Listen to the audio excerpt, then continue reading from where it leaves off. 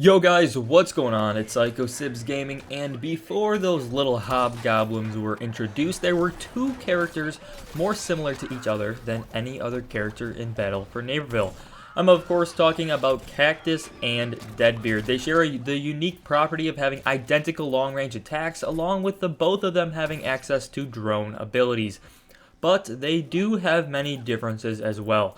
Today we are going to compare these two characters to determine which one is the best sniper in Battle for Neighborville. So if this sounds like your cup of coffee, then make sure to subscribe to the channel, because right now over 80% of you guys aren't subscribed, and considering this is a small channel, I can use all the help I can get. With all that said and done, grab your lawn chair, sit back, relax, because you are watching Cibs Gaming.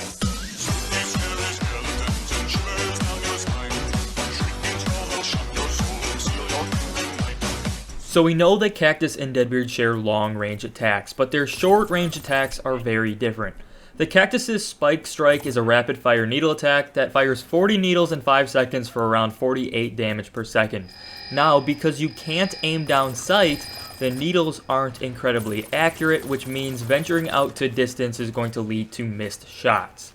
Nonetheless, it's actually a pretty solid option for close encounters, regardless of the fact that it's a little off-center. Deadbeard, on the other hand, is a completely different story.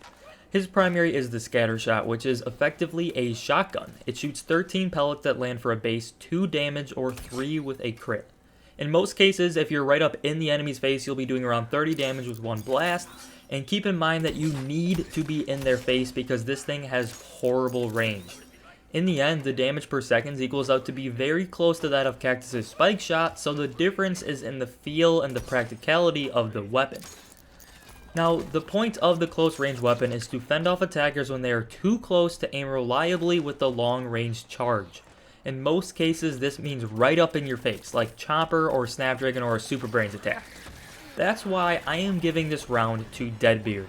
Now, although Cactus's rapid fire attack is more range, we don't need range right now. We just need it to work well within a few meters, and a shotgun is going to be much easier to handle in that zone than keeping your crosshairs on an enemy who's breathing down your neck during a rapid fire attack.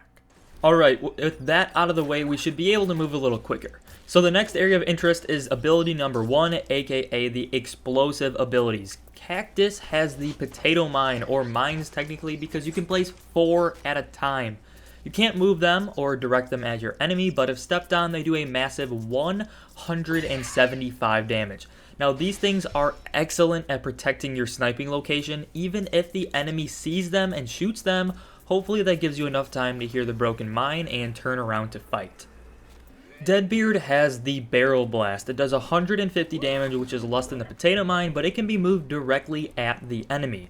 However, with that being said, the barrel can be destroyed while you are in it, and it is not very difficult to destroy the barrel at all. A single enemy can knock you out of the barrel and leave you vulnerable to an easy vanquish. Also, without upgrades, the barrel moves rather slow, making it an easy target for dismantling. These items considered, I'm giving this round to Cactus, because the potato mines do a much better job of protecting the character and aren't a risky maneuver like the barrel blast. Alright, so the drone discussion is something that I could likely debate for an entire episode. So for now, I'll keep it simple. The garlic drone does 1 more damage than Deadbeard's parrot, but it has a shorter time till overheat as a result. And the barrage attack on the garlic drone is a rapid fire attack that fires 7 bulbs for 15 damage each, whereas the parrot attack fires a large scattering blast that does 50 damage, then 4 mini explosions for 15 damage around it. Essentially, the garlic's primary is going to have the slight edge on the parrot because it does a little more damage, but the parrot's explosion is far more consistent for damage, so I am just going to call this one a tie. The next item on the list is the movement abilities. This is ability number 3. Now, both characters have abilities that improve their mobility and allow them to get on top of high places like buildings for various sniping vantage points. Cactus's propeller lifts her up into the air for a few seconds and covers a decent horizontal distance. Deadbeard's anchor can cover decent height as well, but sacrifices horizontal distance as a result. With Deadbeard, you can choose to either go up or go sideways, whereas Cactus kinda has both. The big difference here is that the anchor does 50 damage if you land it on an enemy, whereas the propeller doesn't do damage at all. This effectively gives Deadbeard a bonus attack and makes the anchor a great way to either escape a sticky situation by fleeing or by fighting it head on, whichever turns out to be the best in that situation. And that is why Deadbeard wins this round with the anchor. So right now we have Deadbeard in the lead with a 2-1 score over Cactus, leading into the final remarks. Now, one of the last things I want to mention quickly are actually the character models themselves. Now, one of Cactus's biggest weakness is just how unbelievably dummy thick she is, okay? Deadbeard may be tall, but he's thin. Cactus's chonk makes her much easier target for landing attacks, especially when comparing the two sprinting or lifting away. And finally, I didn't really want to talk about upgrades in this video because not everyone has all the upgrades unlocked, so including them in the equation wouldn't necessarily be fair, but it is important to mention that with the Anchors Away upgrade, Deadbeard has one of the deadliest combos in the game. You can land a 50 damage anchor shot, then immediately fire off a full charge quickscope for 149 damage if you land that critical hit. Now, Cactus does have a similar upgrade that triggers after the propeller, but because the propeller lasts longer and doesn't do any more damage, it doesn't really compare with Deadbeard's combo. Now, overall, I have come to the conclusion that both of these characters definitely have their own styles. Cactus is best hanging out in back, protected by potato mines, where Deadbeard can play a pretty deadly mid-range sniper game with the tools to aid in close-range encounters. And in a game designed for highly mobile, in-your-face gameplay, more often than not, you're going to be thrust out of that long-range hidey hole if you want to rack up lots of vanquishes. Which is why I believe that Deadbeard is the superior sniper in Battle for Neighborville.